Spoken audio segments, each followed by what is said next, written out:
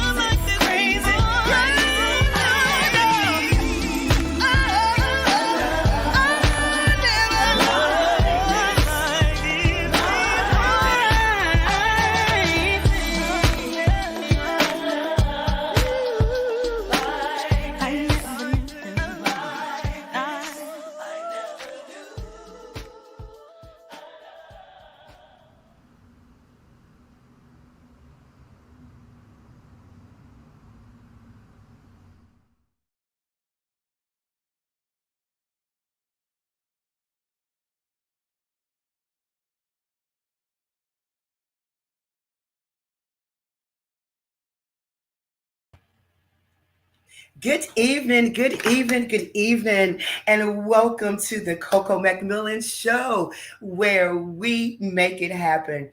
I am so excited to have you with me this evening. We are going to have an amazing show tonight. So just go ahead and get yourself together. Go ahead and call a friend, text someone, and let them know that you're about to spend the next hour with Miss Coco McMillan. I'm so excited tonight. This virtual talk show that we have is a national and local where we feature these artists and recording artists and business owners, social media network gurus, social organizations, physical mental health awareness. Platform is designed for you. We allow the guests to come on the show to just talk about their career goals, their product, their challenges, new opportunity, as well as awareness. I think it's very important when you share your knowledge and your awareness with other people because we can all learn from each other, right? We want you to bring your expertise to the show, your knowledge to the show. We believe in sharing and promoting your journey in life as millions of souls will be blessed just by your testimony.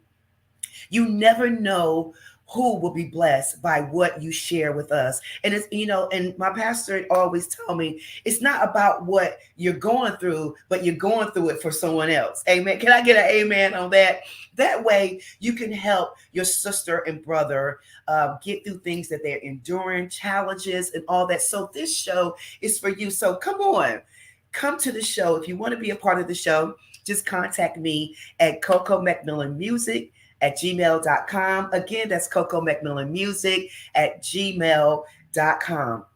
We are streaming live on the IBM network, on YouTube, on LinkedIn, Facebook Live, and also Roku. So we have so many different streams that we're giving you this information. So it's really up to you to go ahead and embrace it, share it, and and just kind of take it in and just try to help someone else. That's what it's all about. It's all about helping each other. So I'm excited that you're here. Go ahead and put it in the chat. I see you watching. Jean, I see you there. Okay, so these braids are kind of like flying everywhere. Can I do that for a second? All right. So, Jean, I see you from Brooklyn, New York. Chris, New York is in the house. Anna Sconyers, I see you out there. So go ahead and put in the chat where you're watching from and just let me know that you are here. We're excited. We're excited. We've had a great month.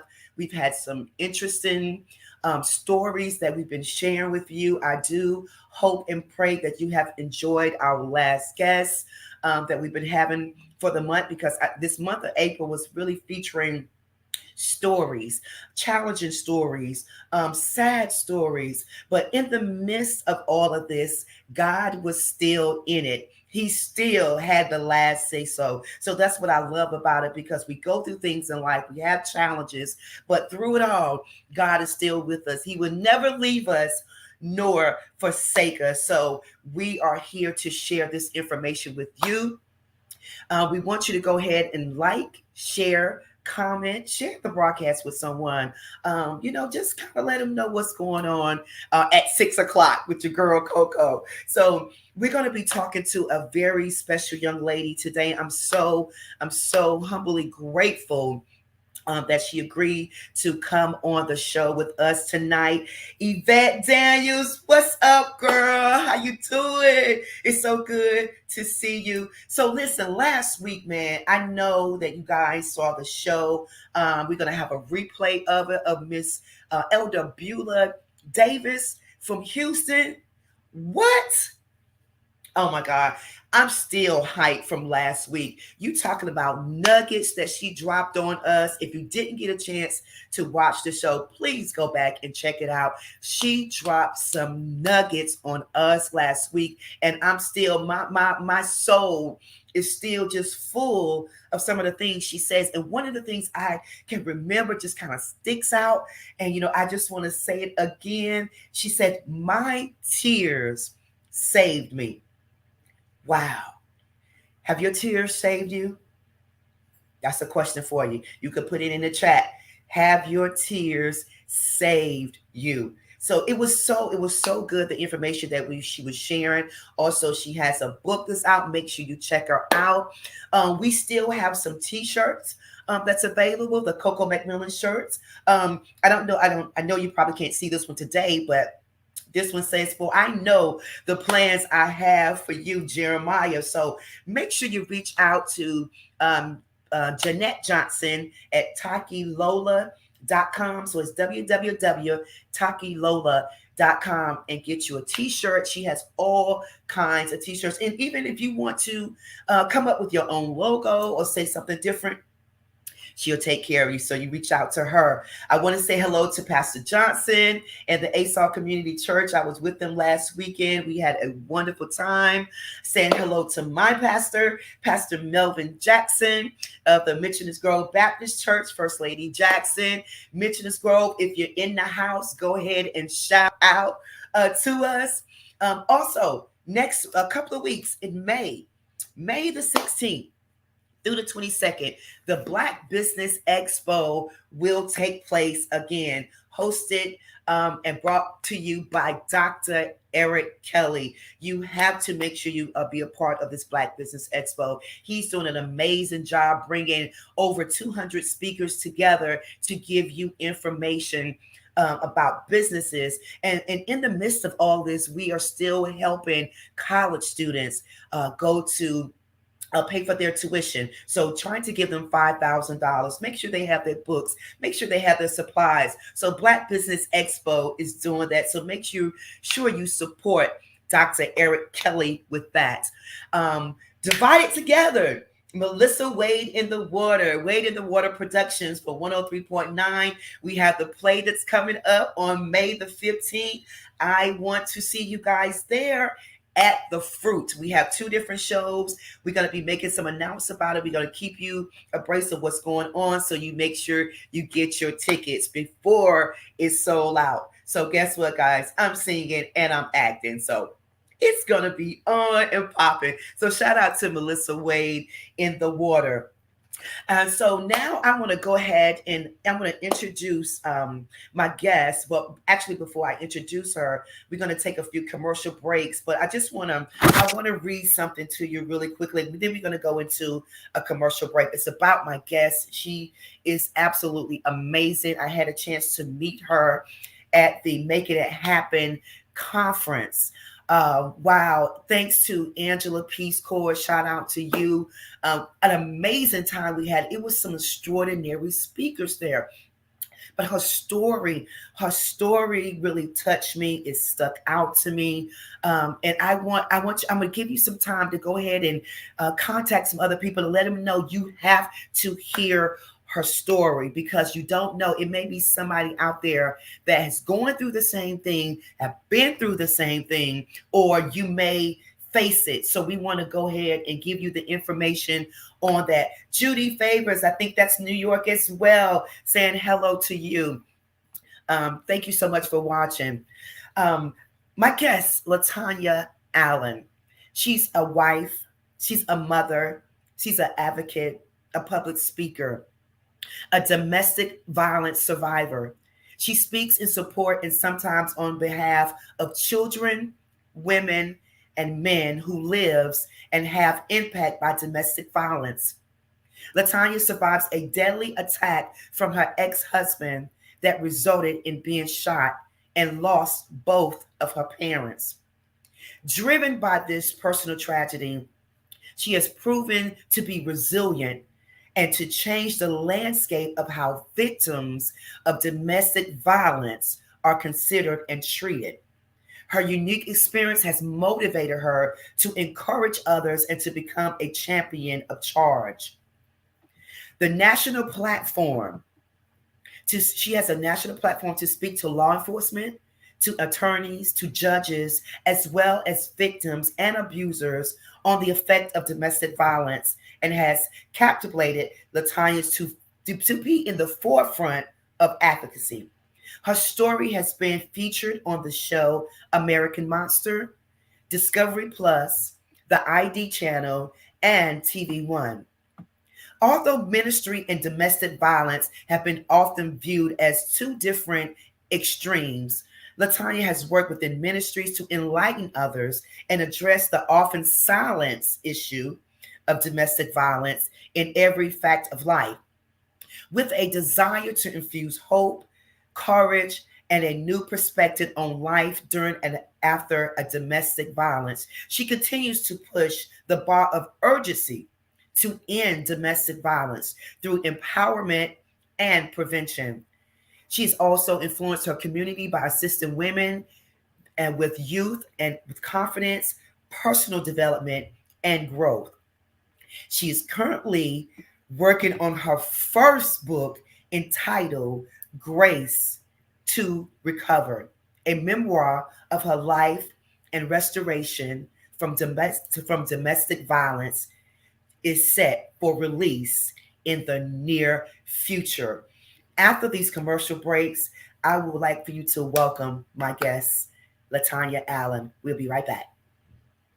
It's time for Bible or Babble. Gather round for your new favorite show.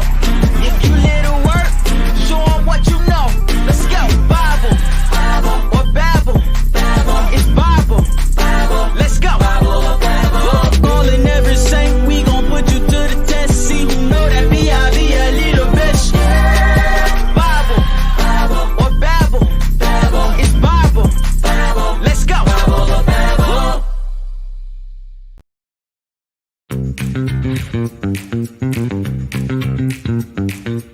It's time for you to start bossing in social media.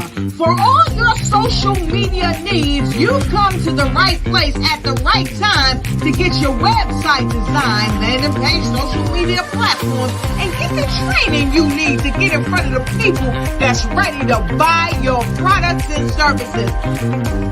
Let me train you with StreamYard, Zoom, Clubhouse, and much more. And let me help you get your virtual professionals, not assistants, because assistants can only assist you, but the virtual professionals can give you that professional flavor that you need to expand your reach and increase your revenue. Jump on in and get in where you fit in and start boxing today.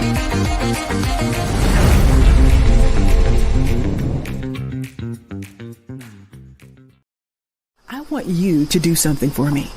At this time, I want you to close your eyes, relax, breathe, clear your mind, and listen.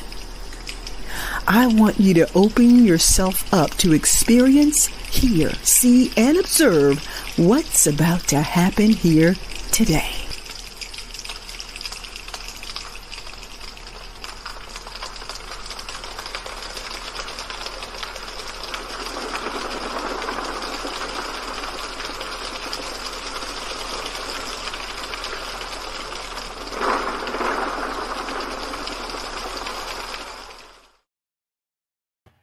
Yes, that is the play, Divided Together. I want to give a shout out to TC Eaton, again, Christine Caldwell, Rosemary Cooper, that's MG in the house, Rosalind Hicks, so good to see you. Hello to you and Terrellyn.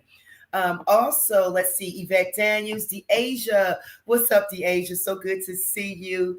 Jennifer Chance, Jen, my old IBM friend, Shaw University in the house. So thank you so much, guys, for joining.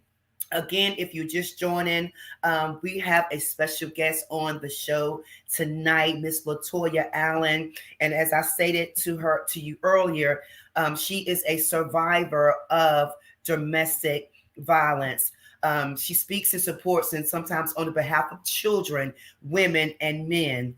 She survived a deadly attack from her ex-husband that resulted in being shot and the loss of both of her parents. She's here with us today to talk about the story and just to tell you what's happening next with her, what she's doing. And as I said earlier, God was still in the midst. Let's bring on my guest, Miss Latoya Allen. Look at that smile. That's what I'm talking about. Come on, smiling. That's the God in you. That's the God in you. Amen. How you doing, Latoya? I'm doing great.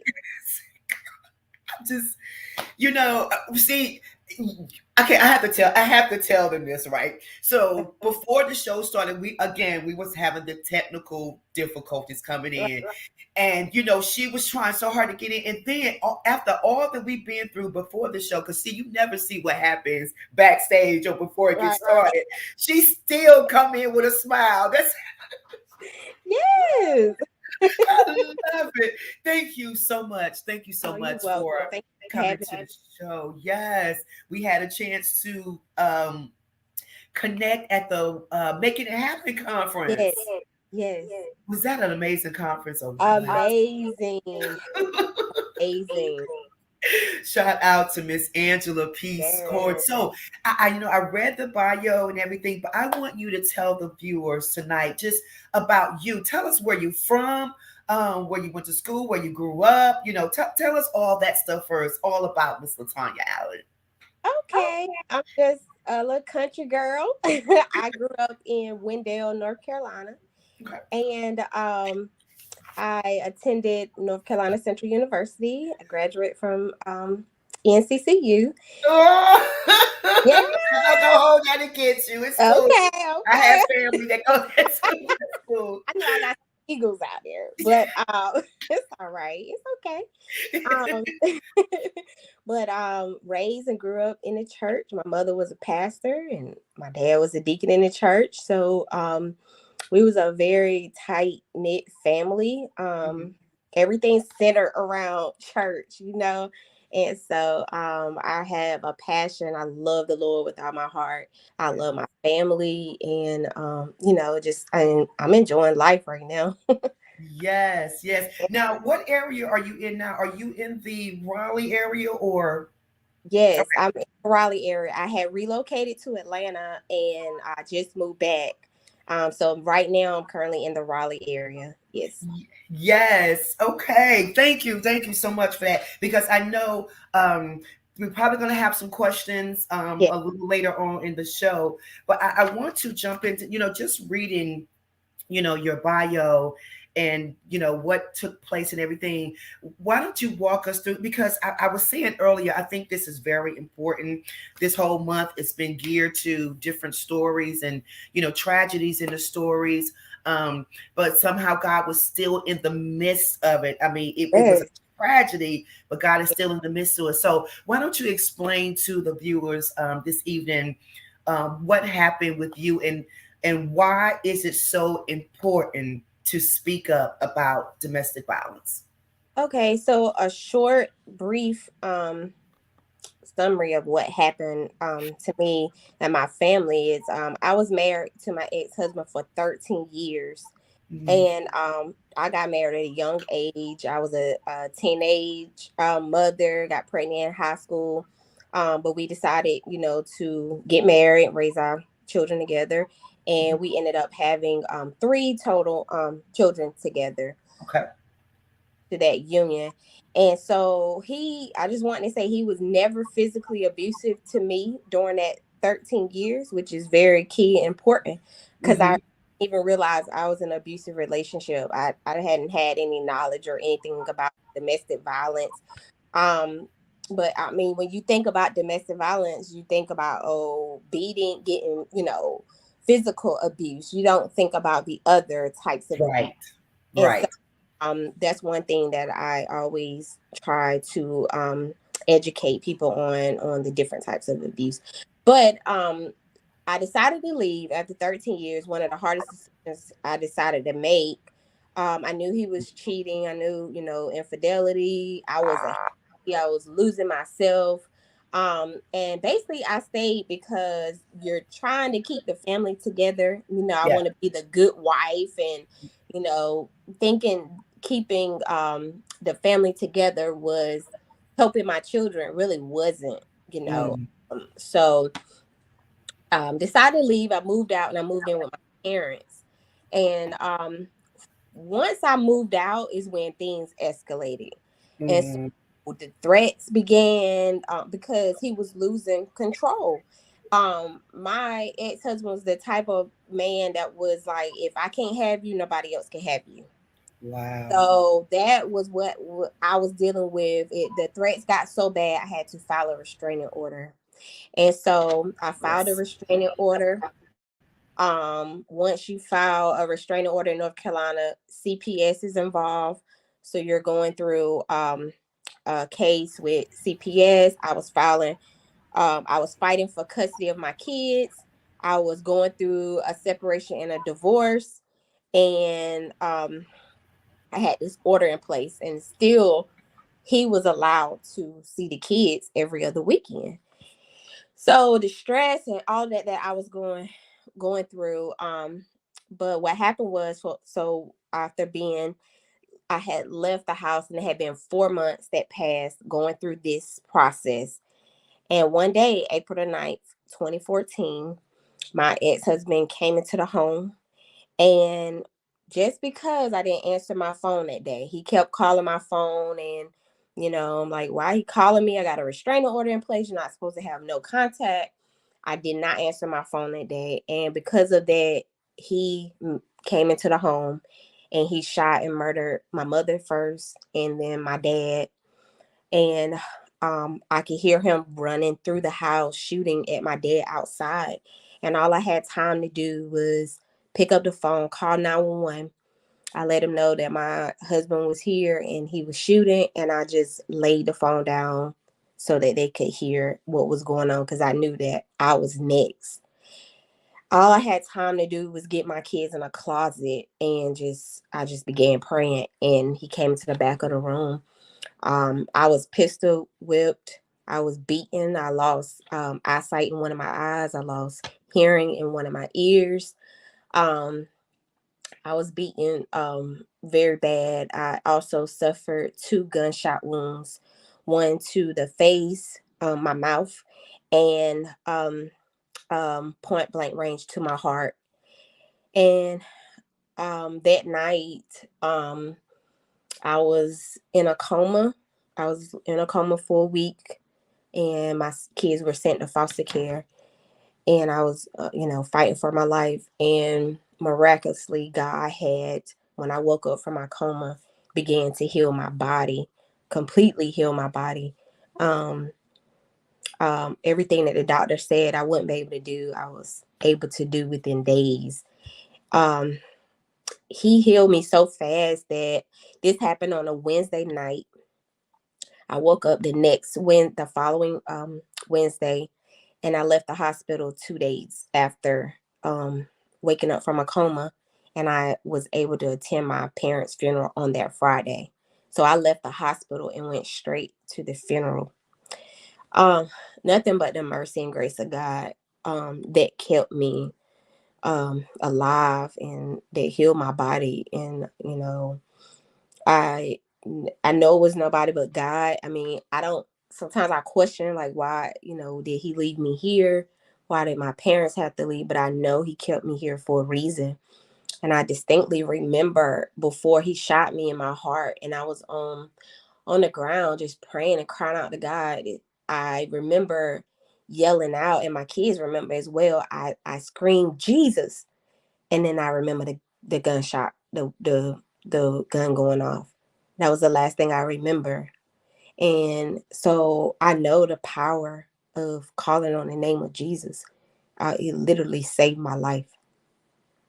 So now, what I do now is I am that voice for the voiceless, for the ones that are going through similar situations, and or they're trying to escape, or get out, or just get help, or talk to somebody. I'm advocating for victims and children. And God's just opened so many doors up for me to share my story. And I've literally seen women come out of situations just because of my testimony.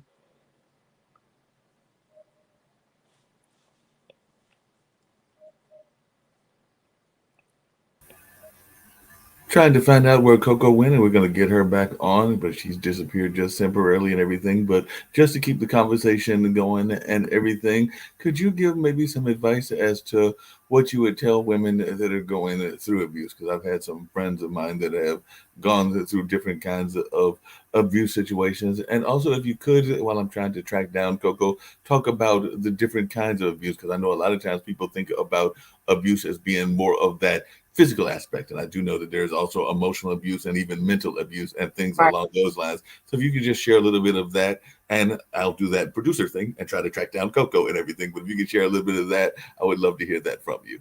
Of course. So there are several different types of abuse. Like you mentioned, you have mental abuse, you have emotional abuse. One of the what I went through was financial abuse. It was very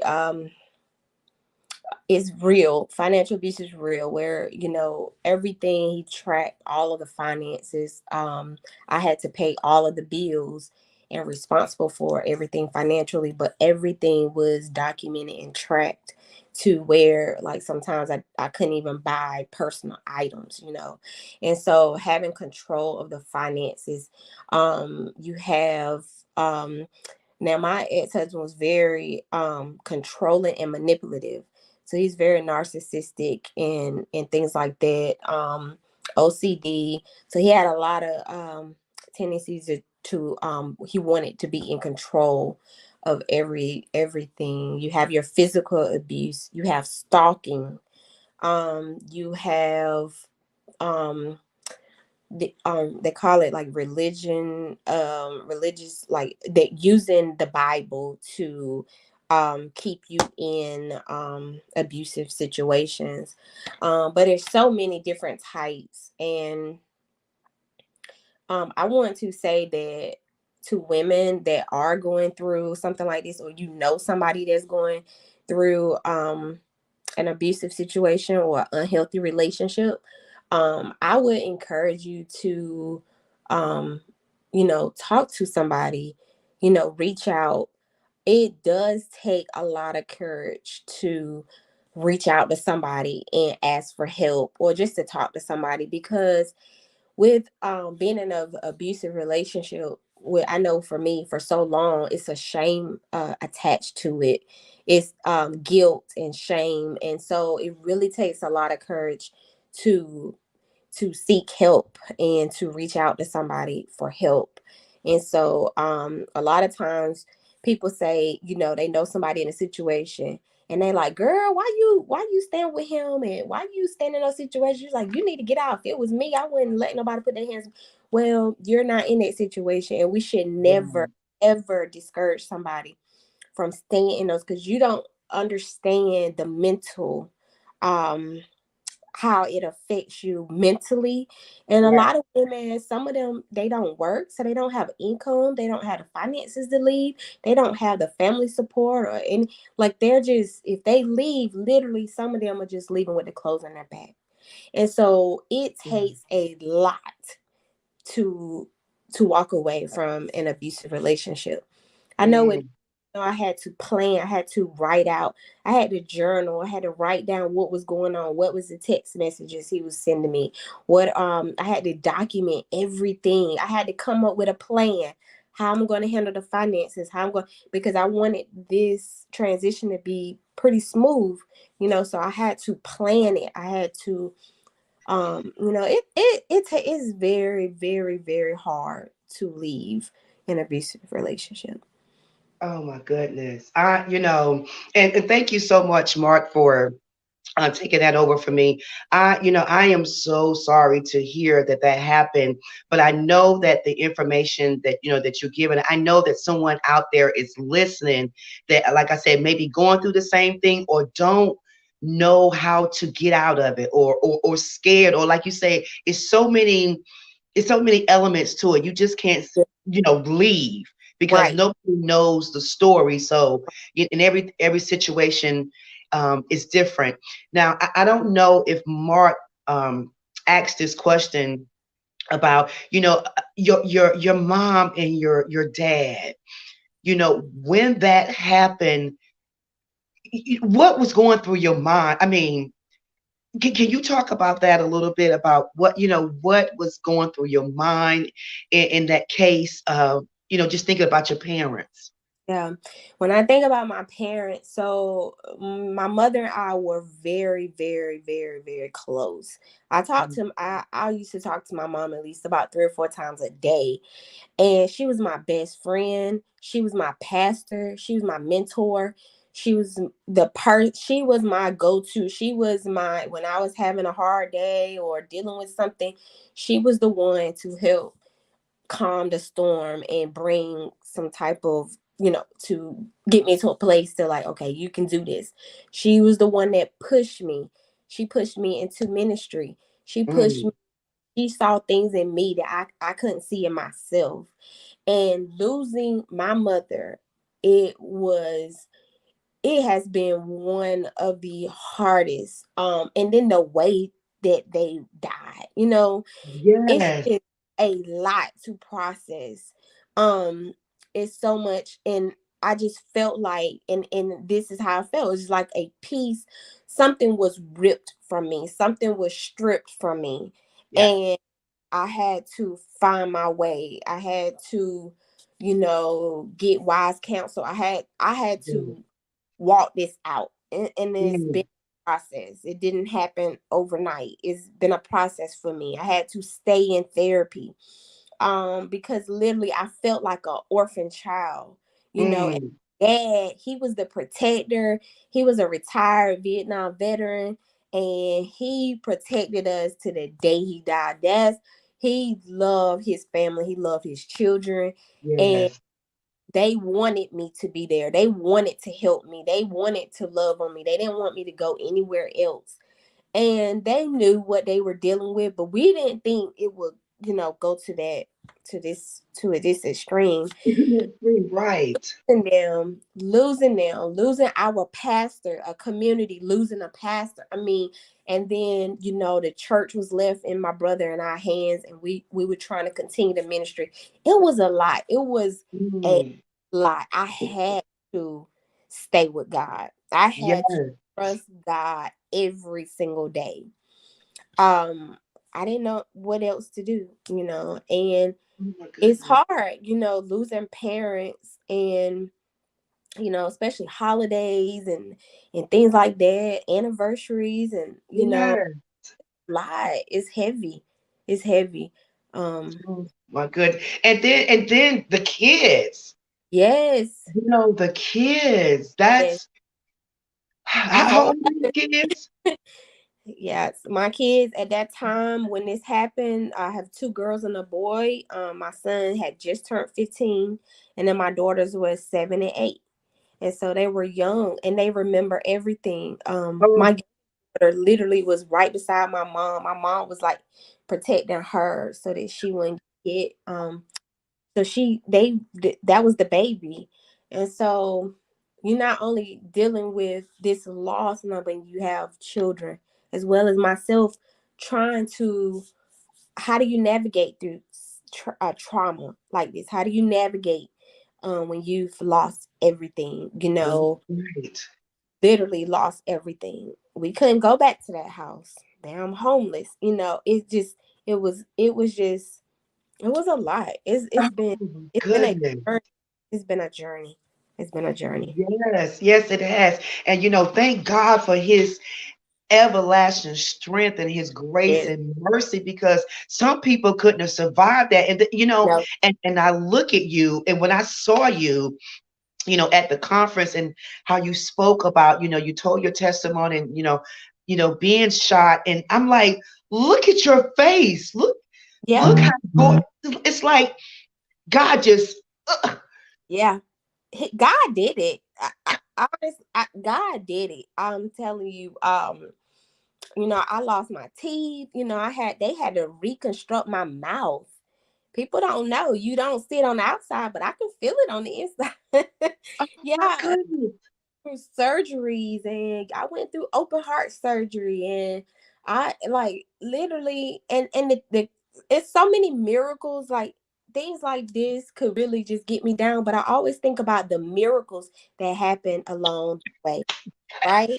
And so Yes. I'm like, it could have been worse. I could have been gone.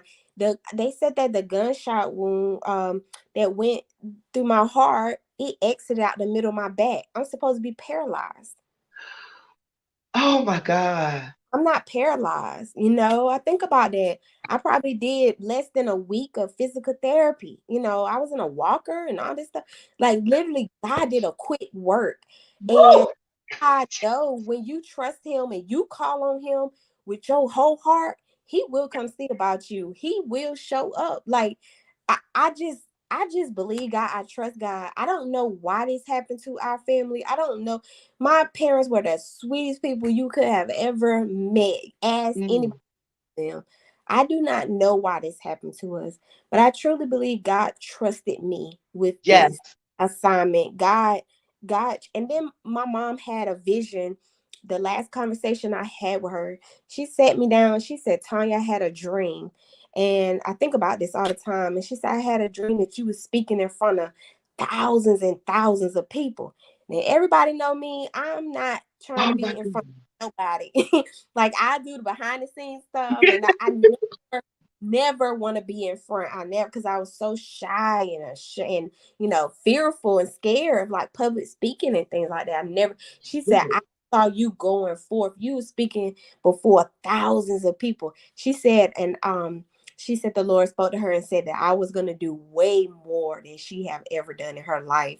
She was like, I see. She said, I saw it unfold. And now a lot of times, being on TV shows and doing things like that, and how my story is reaching the masses and just going, across the world, and people hearing my story, I think about that. I think Yeah. about what she's said and spoke of my life before she died. And so that's so encouraging to me, Yes. that to know that God, he would never leave us and he would never forsake us. Yeah. Oh Never, my goodness. You said it, girl. never, Oh. never. And you think about that, just like your mom said, you speak it to masses, but people, I think about when your bio saying on the Discovery Channel, the ID Channel, TV1, Yeah. you got all these different networks that that you're on and you're about to be on. Things are happening. The book Yes. that's coming out is going to bless so many people. And I know we have questions and comments on there. I do apologize. I can't see them. So Mark, if you want to jump on with us too, and ask some of the questions that people are asking, that would be great. But I want to say something, Latoya. When we were there at the Make It Happen, something you said during your speech, you said that you didn't know if you was going to be able to go. You may have already spoken on this. Go to your mom's funeral, but you said that you was able to. Look, I'm getting chills. You was able to go. Did you talk about that already? About going, you was able to make the funeral. Yeah, I did. Yeah, she talked a little bit about that Yeah, and okay. everything. I did That have a blew quick me question. in out. a wheelchair with In a In the wheelchair. wheelchair. tubes in my Wow. stomach, tube in my chest. I was determined. I was gonna say goodbye, Yeah. and Wow. people literally, as they wheel me in, people gasped for air because a lot of people thought I was dead.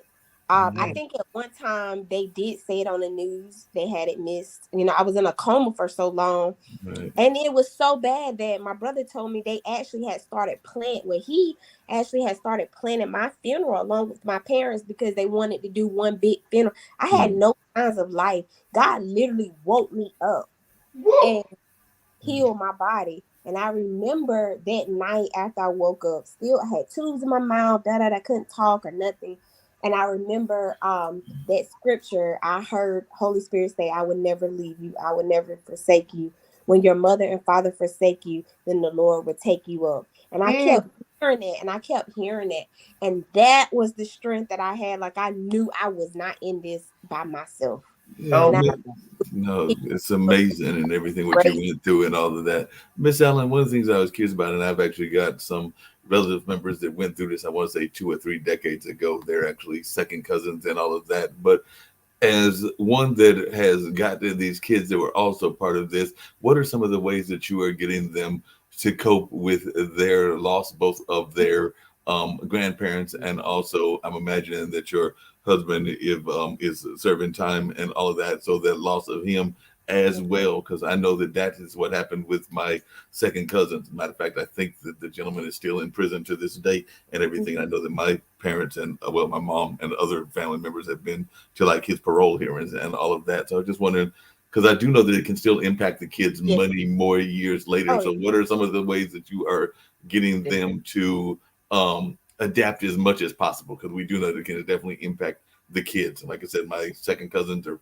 probably in their 30s and 40s now. So this happened many years ago when they were kids and all of that. Yeah. It's so my ex-husband, it actually was a death penalty trial that we had to go through. But he ended up getting 2 life sentences and additional 20 years attempted murder on my life. So he will be in jail for the rest of his life, without the possibility of parole. And so with my kids, because they were so young, they do remember everything.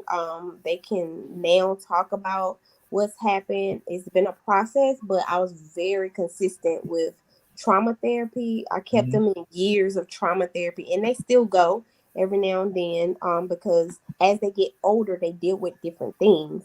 Right. And so, now daughters are like, my oldest daughter is 17, they're going to start dating and Right. graduating and stuff like that. So dealing with men, how do you communicate?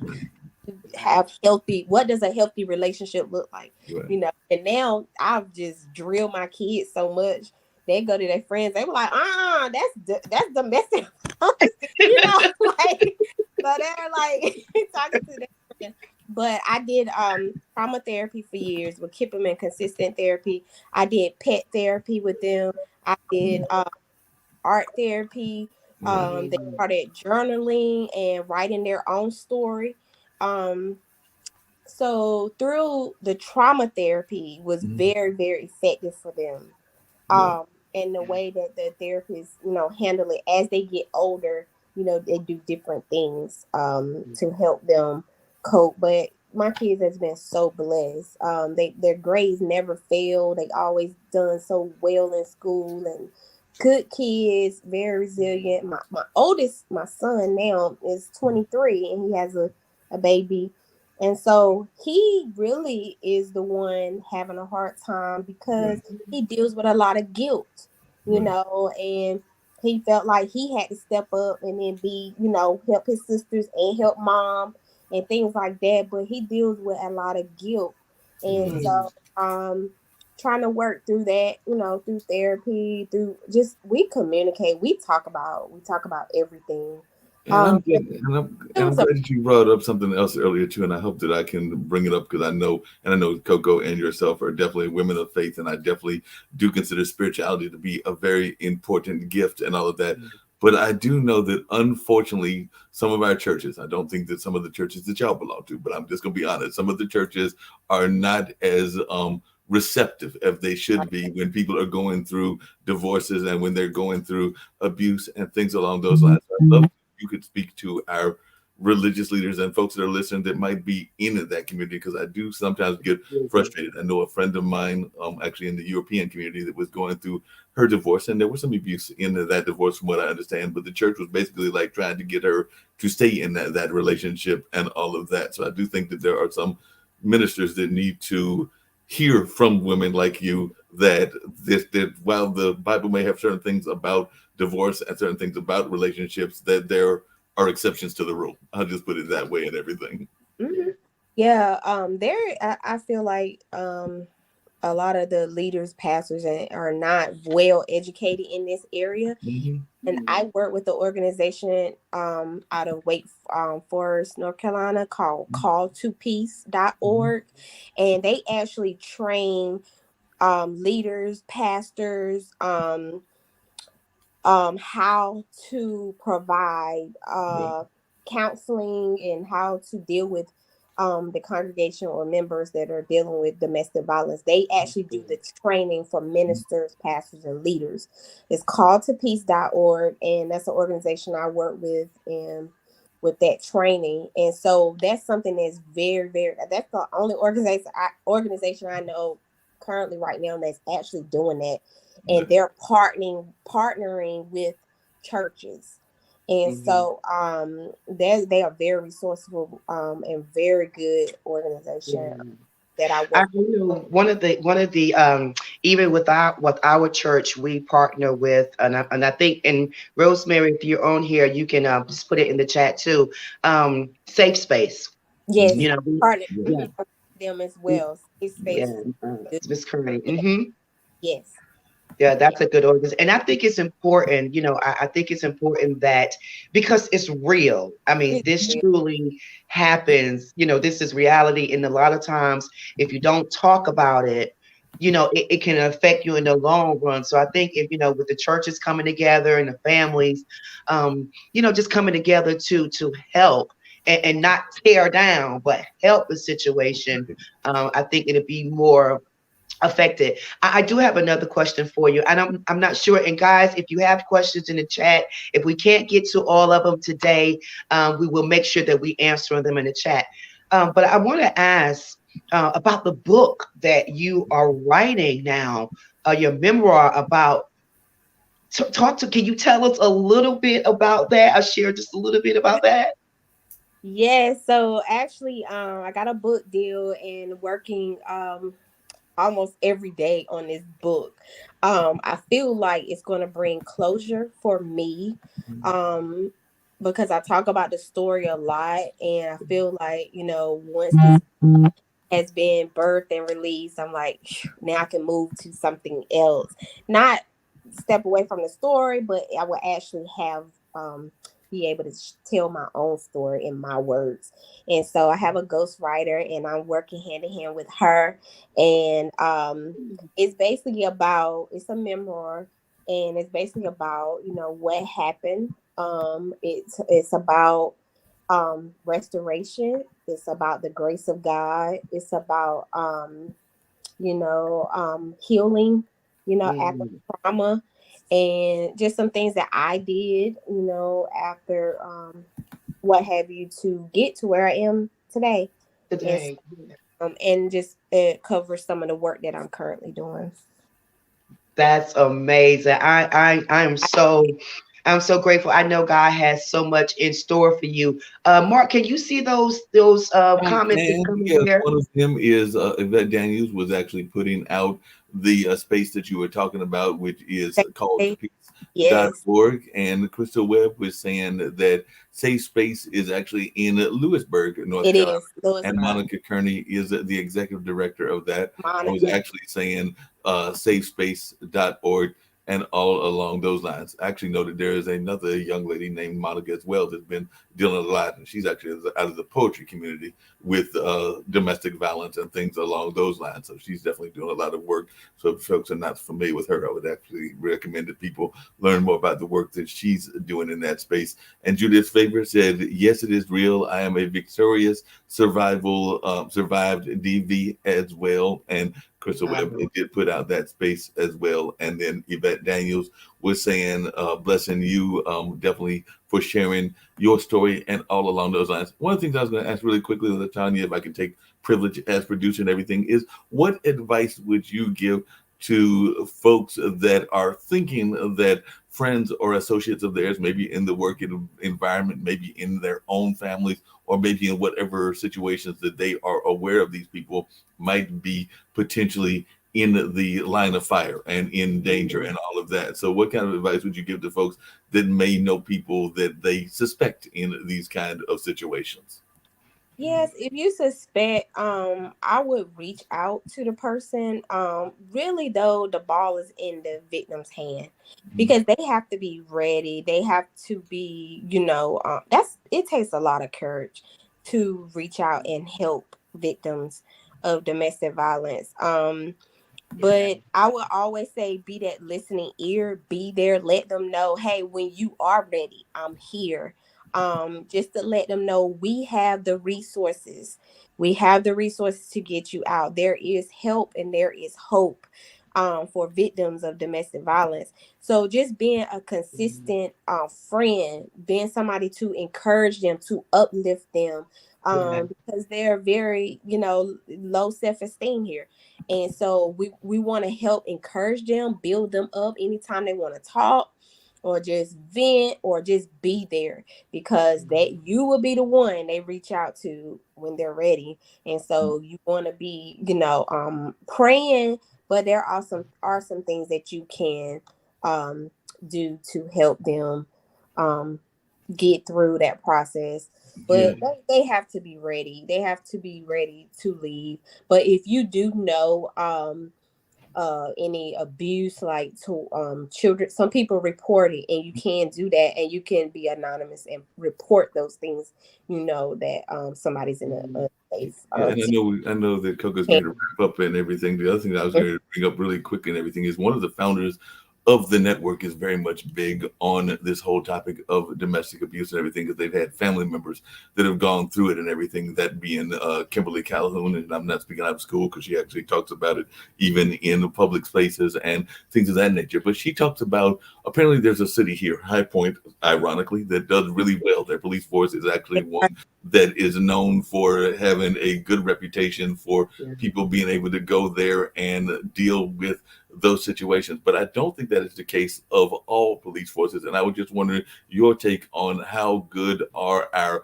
law enforcement people doing in terms of being prepared for domestic violence complaints, even whether it's in Raleigh, whether it's in Durham, whether it's even out of the North Carolina area and around the country. But I was just wondering your take on, do you feel the police are doing a good enough job in getting trained in this? In that. Mm-hmm. I want to say High Point is doing an excellent job. I work in High Point. We did some work together at A&T, and they have a program and they're doing phenomenal. Their cases have decreased. Right. But as far as with Wake County, is truly my concern. I currently have a pending civil case about this issue. I don't talk about it, but because our law enforcement and we have overwhelming a number of cases of domestic violence, and sometimes we're just another number, and they don't take these cases seriously sometimes. And so I have spoken to Sheriff Baker. We had a one-on-one. It was some things that I wanted to do with how we file restraining orders, because I had some issues when I filed my restraining order. It was some things that happened along the way with law enforcement. My ex-husband, his gun was never removed. They failed to remove and take his gun when it had been reported several times. There was some things going on that they didn't check into that we were saying. And so I have been in constant communication, working with Interact organization in Raleigh, and the law enforcement, Sheriff Baker. It was some things that we're trying to work together on bettering our the way they handle these domestic violence cases. We could have been protected. It could have been prevented. It was I can't talk about it, but it was right on the way that that they feel and they acknowledge that, And so I am working with this pending case and things like that with the system. That ways I would now have a voice to speak on. Yes. Yeah. Yes. And it just, and I love that. Get these laws changed, get training, things like that. So it's just kind of been held up a little bit because of COVID, but this year we jumped back in and we're on it now. Yes. Wow. Amazing. I know it's 7. Thank you so much, Mark, for that. Latoya, I just don't know what to say, how to thank you, because I know this information was so helpful, and for you to come on and tell your story, it's just thank you, because I know it takes a lot. I know it means a lot to you, so thank you so much for everything, sharing that with us. But we may have to have you back. I'll come back because we want to see that book. We got to get that book. We got to get that book going. So thank you again. And I know there's a lot of comments, people reaching out to you on the chat. Thank you everyone for joining. So again, this is Miss Latoya Allen. Make sure you check her out. Her Facebook information is running on the screen. She's going to be coming out with the book very soon. So make sure you stay in touch with her and follow her. And again, thank you so much, Miss Allen. We appreciate you coming on the show. Oh, I love you. Thank you. Thank you. Love you too. Bye. Bye. So, guys, thank you so much for joining the show today. I really hope this information helped you, because it's so important. So until we meet next week, I always say, trust in the Lord with all that heart. Lean not to thy own understanding. In all of thy ways, acknowledge him, and he will direct your path. God bless you.